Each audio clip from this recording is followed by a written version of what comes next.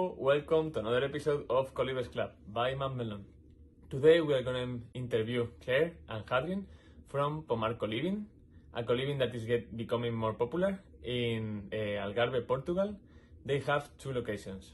In this episode, we will learn more about the challenges of seasonal colivings, how important it is to create a strong partnership since the beginning, and how can you manage family and business. So I hope you like it, and yeah.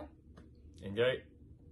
Hello, welcome everybody to another episode of Colivers Club powered by Melon. Here today we have Claire and Hadrien from Pomar. Hello, welcome. Hello, bom dia.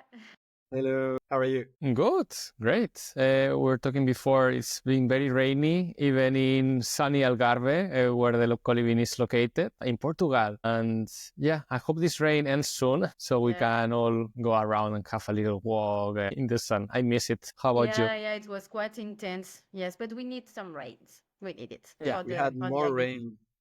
We had more rain this year than in the past 20 years. Really? In the Algarve, yes. In the Algarve. So during this period, so now the water reserves are full and we are just waiting for the sunshine to come back. Yeah. Now the summer we'll all have plenty of sun, right? And also during spring. Of course, we're going to start to go at the beach in a few days. It's March already, so. Oh, that's true. So yeah, I also seen that you post a lot on Instagram, and of course, going to the beach during these times is just to post online so people feel envy, and they want to go leave their office work and join you in Portugal in Pomar Coliving. Yes, doing some picnic at the beach. It's very cool. Like also beach cleaning, we can do it if we have sunshine, and yeah. Okay. But thank you, Cesar, for having us. No problem. I've seen you contacted us through we have a form, and I was seeing, and yeah, I really like the projects that you both built. You have this beautiful coliving in Algarve in Portugal. Can you tell us how it started? Yeah, sure. So we are French. We come from France, and we've been working in the corporate sector for almost 10 years in big cities in France. Everything comes from Claire. This project originated with Claire because she was a bit fed up with her corporate jobs and she wanted to do something really meaningful. And also she's in love with Portugal because she's half Portuguese, and she wanted to come live in Portugal. And I was quite okay with that, but I'm not that in love with the country. So I wanted her to create something that would be really meaningful for us to come live here. Also because we have a daughter and it was supposed to relocate everybody to Portugal. So for that, I wanted something really meaningful. And that's how Claire came up with the idea of a co-living. And well, we will walk you through the whole journey, but it's really a journey of opportunities, and that's really crazy. Yeah. He told me for the fun facts. He told me, Claire, I'm not gonna move to Portugal for like an Airbnb or hostel. Find something else. And I said, okay. And I did some research in the hospitality sectors everywhere in the world, and I knew already about co-working because we were consultants and we did a lot of co-working space. And I heard about co-living, and I said, we have to do this. We have to do this. Like I can keep a step into the technology, the industry, and it can be amazing if we can bring like people from all the world come and work from the Algarve. In that part of the Algarve, there were zero co-living. In the Sotavent Algarve, that means from Faro till the Spain border, zero co-living. In Lagos, Sagres, you have few co-livings, but in that part, like the local part, the more authentic part, zero co-living. And it was an opportunity. A bit risky because this part is not well known. But for me, I'm not afraid about taking risks. And we did 3 years ago. And we did the renovation so Hadrien, very like the idea about co-living and co-working. And then we start to build a business plan because we have to renovate a family houses, like from scratch. And then, so we find a loan, we found the constructor, we got the license for the construction permit and everything. And yes, it's how Pomar starts. Wow, beautiful. And With what would zero you experience in hospitality sector. We learn everything because with Pomar. your corporate job, what was it? Well, I was, and I'm still a product manager. I work now. I still have a corporate job. I have the opportunity to work from Portugal for a French company. So I kept my job, and I'm a product manager in IT for an insurance company on my side. We met at work actually with Hadrien 10 years ago, and I was also a product owner. I work in advertising, also agency. So yes, we met at work. So we do I did the same job that Hadrien. So yeah, we know how to create a digital product. We know how to advertise it. We know how to market it. But here it's a really different story. It's a really different story. Yeah, because I guess that will be the biggest challenge, right? The whole logistics, the construction. What was the biggest challenge? Well, so when I told you earlier that I'm not in love with Portugal, I wasn't in love with Portugal. I really like Portugal, but Claire, it's a real patient. It's even difficult for her to leave Portugal to come back to France. Sometimes it's a bit too much.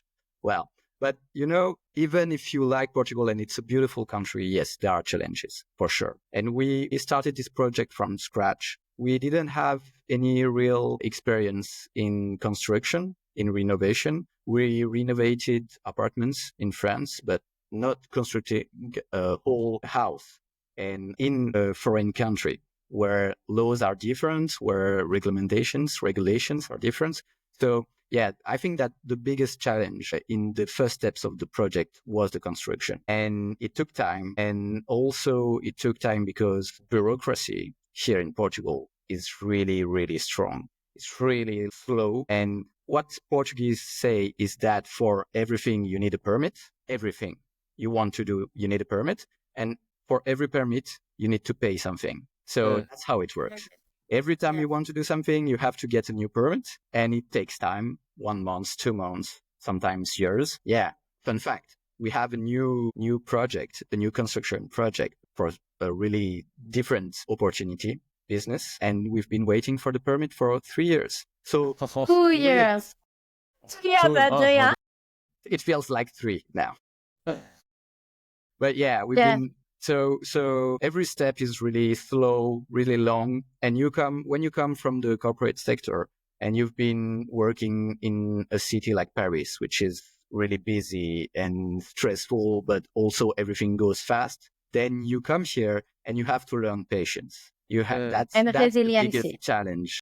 And everybody here reminds you of the fact that you have to be patient.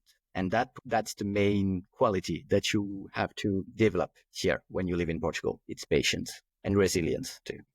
Yeah, but it was like a super nice experience, because we design everything in the house, like the common space, the ergonomic of the space. And we also learn how to do, you learn, Hadrien, how to do an electricity plan, because one funny story, our electricity guys came at and without any plan. And I was expecting him to do the plan because we did a brief and said, where can I do the plug? So it was with a bomb, graffiti bomb. He want to tag the wall.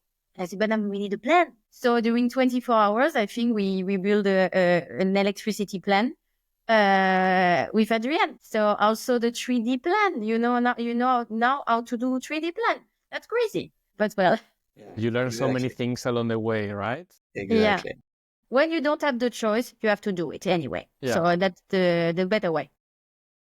But it's also satisfying, no? To be able to learn new things and incorporate into this meaningful project. Exactly. And also constructing a physical project, like from nothing to something that you've imagined. And that's really, really meaningful. Yeah. And I'm as a woman also... Yeah, sorry. No, I'm also in IT, and that's true. Like sometimes it's cool building websites, but there's something about the analog world where you touch things. It's very gratifying. And also that was really an advantage for us to start from scratch and from a ruin, because we could design the space that would be really dedicated for co-living. Yeah. And yes, as a woman, it was a bit difficult because we didn't move at the same time to Portugal with Hadrien. I start to come to Portugal with my daughter alone to follow the construction work. And my builder, I think he didn't speak with me during, 5 months because I was young and a woman, and it was difficult. Even if we pay him every month, it took 5 months, so a lot of resiliency, also I would say. But now we are best friends. Nice. Okay. And yes, also I would say challenges, seasonality. We launched Pomar in winter as a beta test with a garden, with an empty garden, because the bank was calling us. So we opened Pomar with 2 Colivers in winter. So hi to Charlie, if you listen this podcast.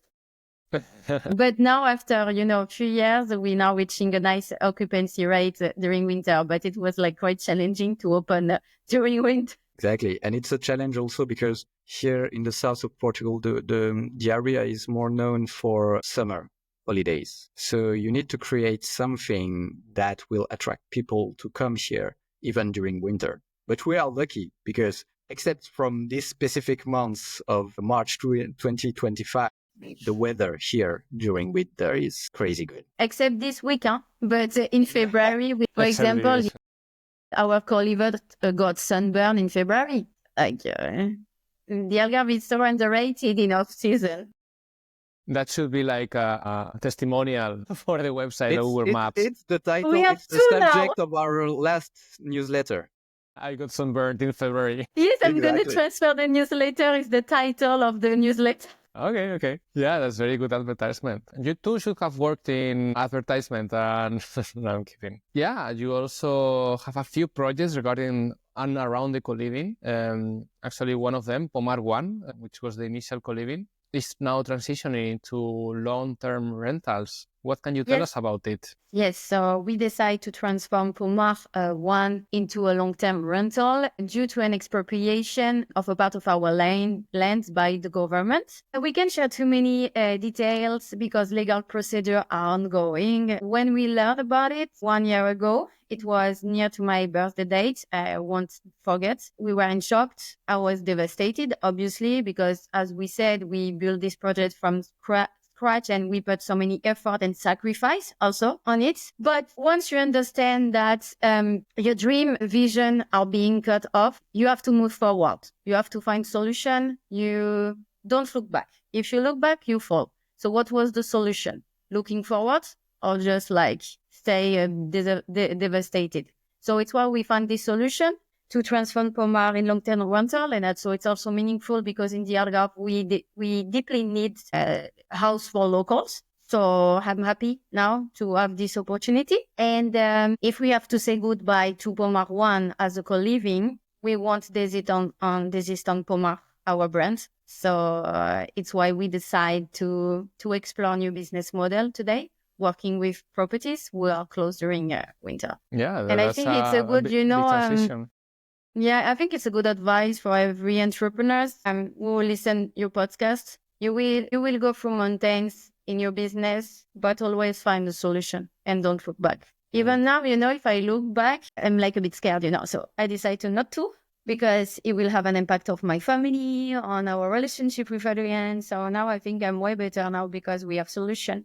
We go, So Pomar 1 is going to become long-term rentals for locals, which is needed in the area. And then using the same brand, Pomar, you opened a co-living that it's seasonal, right? That is closed during summer peak days, no? And then the rest of the year is open. Yeah. And that's Pomar 2. Yeah, that's Pomar Nacer.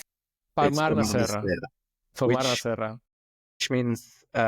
Which means Pomar in the mountains. Okay.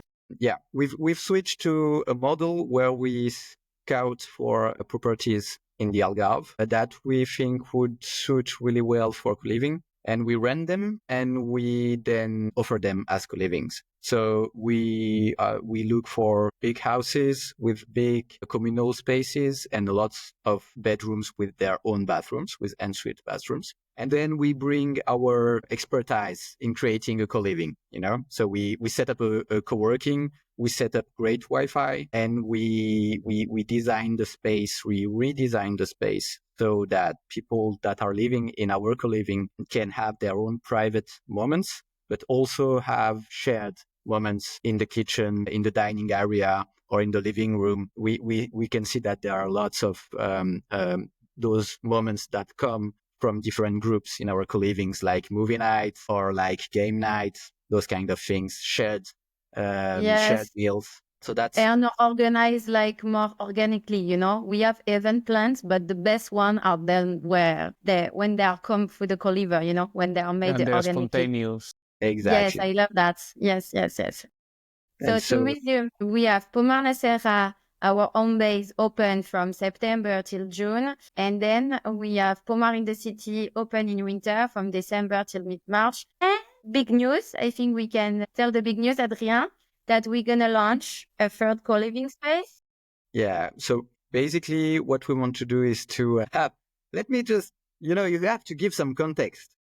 Okay. A bit of teasing. Too many projects. We need some index with some... Exactly. He's more organized than me, Yeah. You cannot this is. I'm too the backstage spontaneous. guy. She is the face of the company, and I'm the backstage guy. Yeah. So basically, what we want to do is to offer really different experiences to our co-livers, and we are launching our first co-living near the beach here in Portugal, which will be in the same area. So we have our co-living Pomar Nacera, which is the remote co-living in the countryside, where you can just go out and you are directly in a hiking trail, and you can go up in the mountains that are a bit remote here in the Algarve.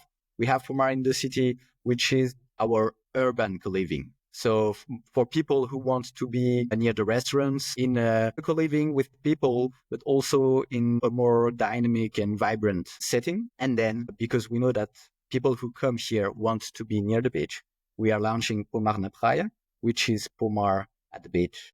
And it will be open starting in January of next year. So we found the location, which is 15 minutes by walk from the beach, and you have a beautiful view on the Ria Formosa, which is our lagoon that is in front of the old Faro region. And you have a swimming pool, you have rooms with their own private bathrooms, and all those communal spaces that I was talking about. So yeah, it's a next step for us. And I think that for the next years, it will be that.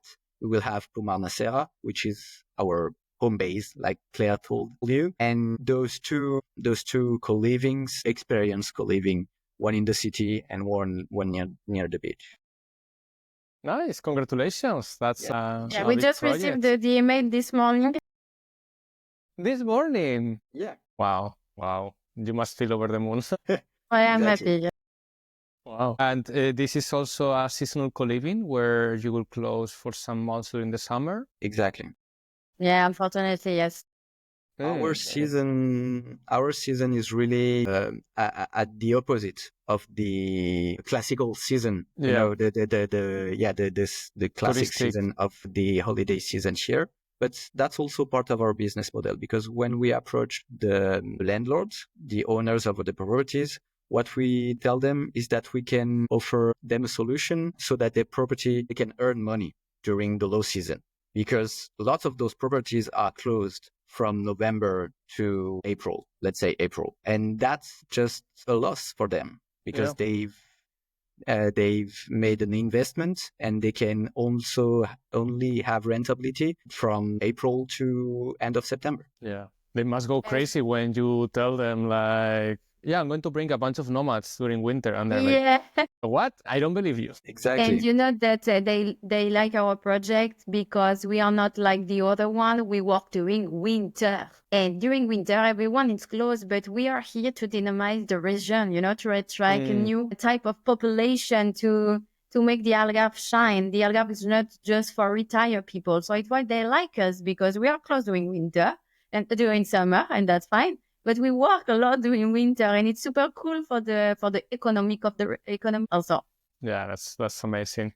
Wow. Okay, we have the news title. Yes, listen to the podcast. We will have a news And I wanted to ask you about what are the main things you take into account when transforming a regular house into a co-living? But when we are scouting for location, we have an idea in mind. So when we scout for location in the city, we want a number of minimal rooms, like 6 rooms, be in the city center. Some like big common space, good Wi-Fi. But even if the property doesn't have a good Wi-Fi, we can provide a good Wi-Fi. So for Pomar in the city, it was like quite easy to scout, not to do the deal, but to scout because we have criteria, number of rooms, proximity to the beach, proximity to the convoy, the train station, proximity to the supermarket, gyms, some criteria that our community likes. Beach, gym, restaurants, supermarket, also streets, because I think our best seller in terms of room is street, Hadrien. Yes, exactly. Yes, some criteria And like this. yeah, we have a set of things that we are looking at. And also what we are really careful with is the organization of the space and the flow in the house, because we've seen location where, for example, you have small communal spaces that are in the periphery of the house. And what we are looking for is more something where we have big communal spaces, maybe smaller bedrooms. That's not a problem to have smaller bedrooms as soon as you have a big communal spaces and they are in the center of the house. Because in the co-living, what is really important is what the Colivers are looking for is those moments with the others, is the sense of community. And so if you have those bedrooms at the periphery and the communal spaces big in the center, you know that when people will come and they will walk in the house, they will see each other, they will talk to each other, and it will create naturally this sense of community. So that is really important for us in scouting and more, I think more than, the square spaces or the power of the Wi-Fi, because this we can work on. We have our expertise to make the Wi-Fi better, to do some things for those parts. Also, we know where and how to set up a co-working in a house, but the flow in the house is really important. And also the logistics behind it being seasonal means that every year you need to move everything, right? And then bring it back and build it again. How do you do that? Well, we are a team. Mainly we are a team. We have storage space here, but it's a challenge. It's a real challenge, that's for sure. But we make sure to have the house during a few days before we start opening our bookings so that we can set up the house. So yeah, every end of our own season, we get everything back. And yeah, we have a team of people here that we rely on to help us with that. So that's good. And they are really good with us. And yeah, it's a challenge. I mean, I cannot tell you more than that. Just it's a challenge. But for now, it worked good. It worked for the best. Okay. Yeah. It also give us, I mean, for Pomar Coliving, it also give us the opportunity to redefine the space every season, improving it based on feedback also. So we try to take it like in the good.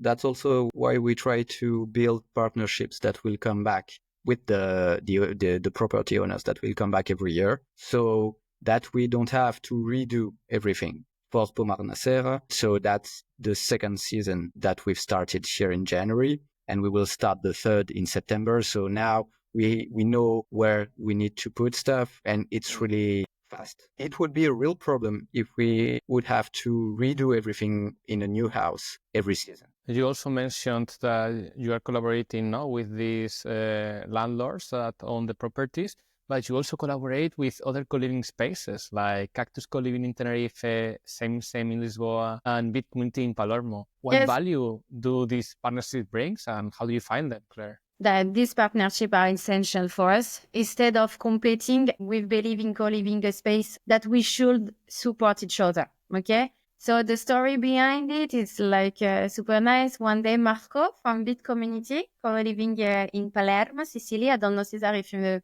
know them. I've seen them online, yeah. It reached me and it was a match. We quickly realized that we share the same value.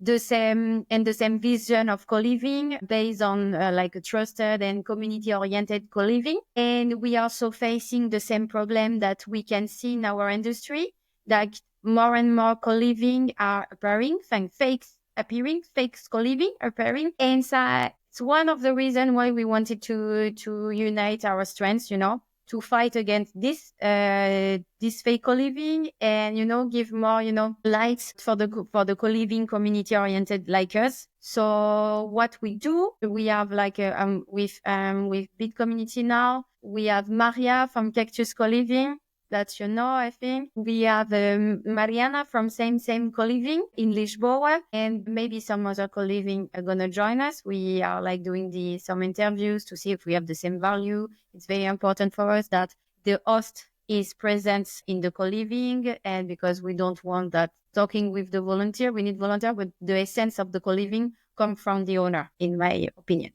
So we share the best practice together. We set up standards for our co-living. We also support each other. Every month we do a problem-solving meeting because we do have problem as a founder and host manager. So and sometimes you can be very alone. So it's good for us to have other founder like to oh, guys, you should do this and this. I have the problem. I already have this problem. So it's very helpful. And also, it's a good union for our Colivers, We want to unite our network of Colivers because, some Colivers from Pomar can continue their journey to Cactus Co-living or Pit Community or same Co-living, and I will be sure that it's a good place for them, a trusted place, And this is very important for me.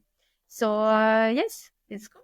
And each Co-living are, its own unique identity. It's good. We can create a richer experience all together. Yeah, absolutely. And actually, the challenge of finding community-oriented co-livings is something that Ramon from MapMelon was craving, that there's these new co-livings that use a name and that they're not really co-livings. So that's why he built also MapMelon, to find community-oriented co-livings, which they are also the sponsor of this podcast. And yeah, there's this theme that is recurrent in co-livings where there's a collaboration over competition. For example, even in the Slack channel of Colivers Club, we have a Slack channel with co-living operators. And I'm on it. So we are on it. Yeah. And they all share their views and their challenges and problems, and everyone helps each other. I cannot imagine the hospitality sector like hotels doing the same, like no, me neither. Yeah.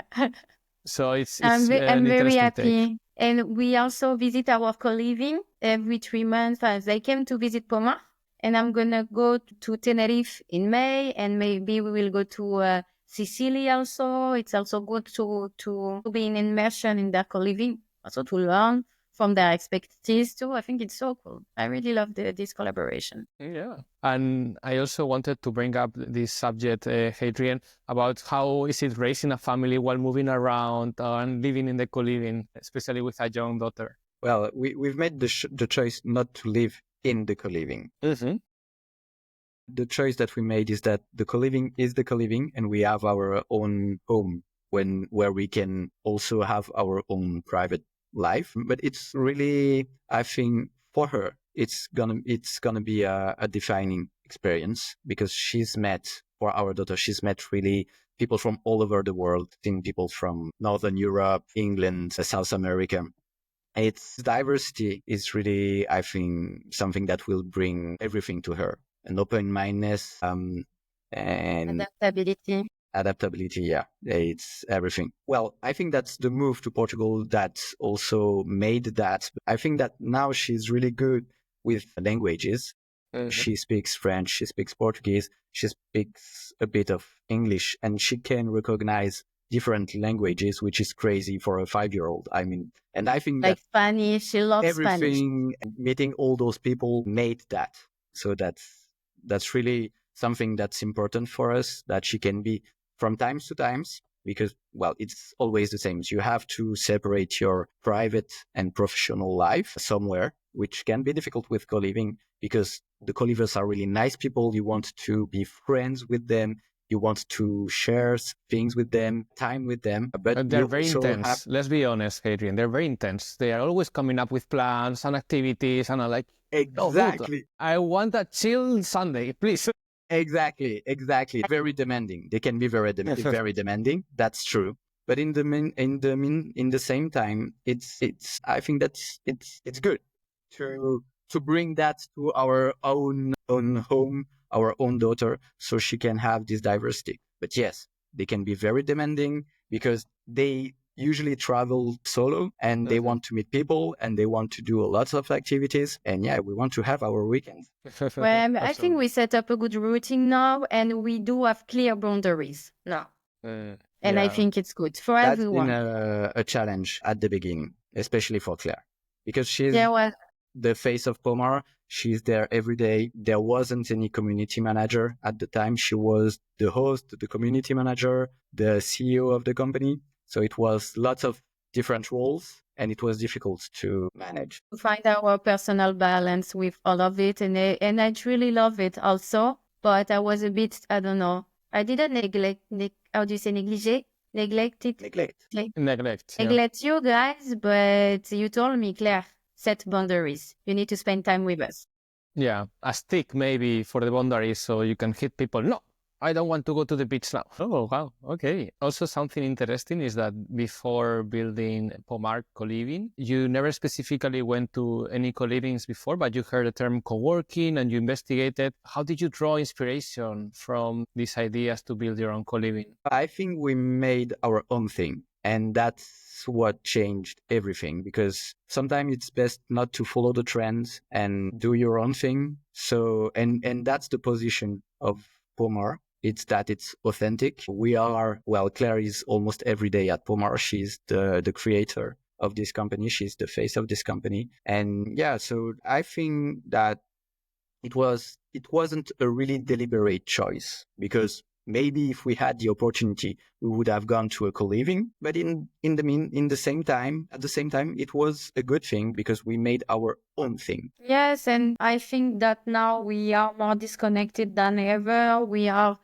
from the nature, from each other, and loneliness is becoming more and more present. And we wanted to build something with real human interaction without being influenced by the other. So not too many, but with a good balance between your own privacy, but also real human connection, offline human connection, and not online. Yeah, it's interesting because digital nomads are people who can work remotely, and you will think that they crave this space for themselves and they like working from their home. And to me, I remember distinctively when I was working remotely after and during the pandemic in my house, and it was terrible. And of course, then you make a switch and you go to co-livings, and somehow working remotely is just the most amazing experience ever. So yeah, it's a matter of perspective and having these amazing spaces that allow you and foster creativity, connection, and humanness, let's say. Exactly. Yes, humanness. Yeah.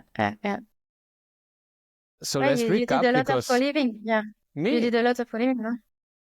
I think about a dozen co-livings. I might go back into the road for some time. So because I have a base here in Madrid, I established a little bit a base because I also think it's interesting to have a base. I've tried traveling without having a base, and there's some challenges. And also starting my new business as a freelancer. Yeah, sure. So having a base and having some stability, it was nice. But now I'm craving some traveling, some co-living. So I might need to visit you guys in Pomar.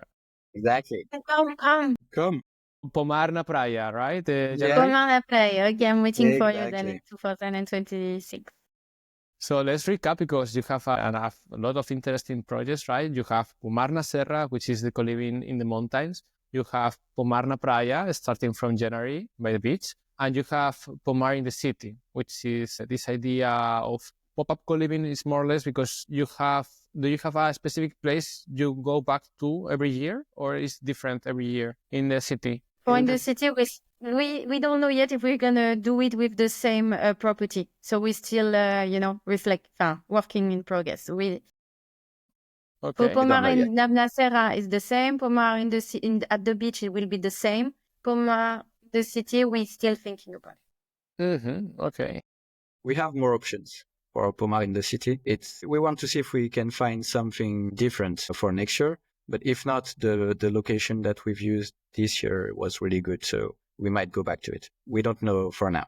But that's the idea. We want to scale and create a network of location with the Pomar brand, the Pomar identity, the Pomar, and everything that comes with it. Really community-oriented colivings with community manager on site with high standard in terms of amenities. And that's the goal. That's the idea. And also what we want to do is to keep working during this off season. That's our season, and we see a lot of good things in that because we can offer something to the owners that they don't have now, the property owners, but we can also have an impact on the economy because, well, that's the off season, so less people, less tourists, and the entire area relies on the tourists. So if we can bring more people during the off season, then it's good for everybody. Good for the locals and it's good for us. And also we are working on a new project. So that's the podcast of the announcements, we are working on a Pomar workation project. So it will be, we want to launch something because we think that there are opportunities to do workation here for short terms, like 1 week, 2 weeks workations with companies, with partners that we have in several countries, but we don't want to rent out a place during a few months to do that. We want to give the opportunity to our partners to have beautiful locations, several locations, let's say 5 to 10 that we already know and that we can add to this new business, to this new offer, and so that they can organize workation in them without us having, let's say, the burden to rent out a location during several months. Okay. I wanted to finish by asking you both guys, starting with Claire, what does coliving mean to you? But coliving means for me like connection, obviously, and sense of belonging. So, I saw some colivers completely burned out arriving at Pomar, and after 2 weeks, they start to sparkle again. So, and if you ask me if my job is meaningful, yes, of course. And you see, this thing is not, it cannot be replaced by AI or technology, this thing. So yes, of course. So a sense of belonging and connection. What about you, Hadrien?